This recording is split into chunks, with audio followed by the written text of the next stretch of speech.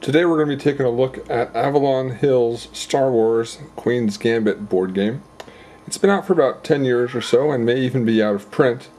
Overall, it's a fun, solid game. It doesn't have a lot of strategic planning. There's not a lot of that aspect of board games behind it.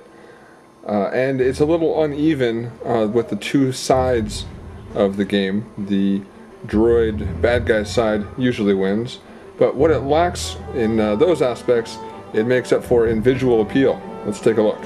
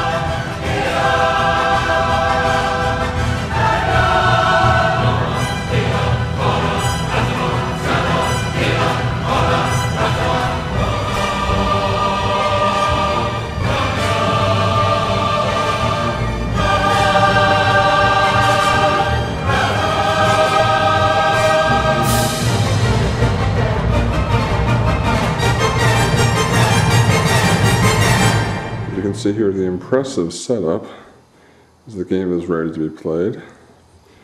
Features 4 distinct zones: the battlefield area, where the Gungans and droids are set to engage in conflict; the palace area, where Queen Amidala and her palace guard are set to take on more droids; the Jedi battle, where Darth Maul, Obi-Wan Kenobi, and Qui-Gon Jinn are about to fight it out to the end; and finally the Starfighter battle, where Anakin Skywalker takes his Starfighter to the droid control ship.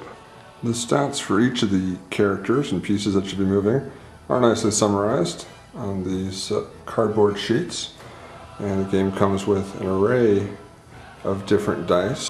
In the two-player game, each side would take 5 cards from each of their decks. There's one deck for each player for the battlefield side and one deck for the palace side. From those 10 cards that you have in your hand, each side picks 4 cards to play during that round. You have to pick them out ahead of time, place them face down, and the Trade Federation side starts. In the battlefield, the strategy usually breaks down in the Trade Federation trying to take out the Fombos. The big green dinosaur pieces control the shield. Once the shield represented on the board itself is down, then the heavy artillery can move in and start doing some real damage. The Jedi battle doesn't have any direct bearing in the end of the game, but the surviving Jedi can move its way into the palace area and start wreaking havoc on the weaker pieces. The palace is one of the main parts of the game. The goal for the good guys is to have all the droids dead and any three characters alive at the end in the throne room. Conversely, the droids' goal is to get down so there's only 2 good players left. Once there's only 2 good players left, the droid armies win. The real key to the game, though, is the Starfighter battle. Unfortunately, there's not a whole lot to it. The droid armies roll 2 dice to try to block additional squares. The good player rolls 2 regular dice. When an 8 comes up, if the 8 is free, the Starfighter moves on. Once the Starfighter reaches the end of the line, all the droids drop dead. As you can see, Star Wars The Queen's Gambit is a fairly fun game.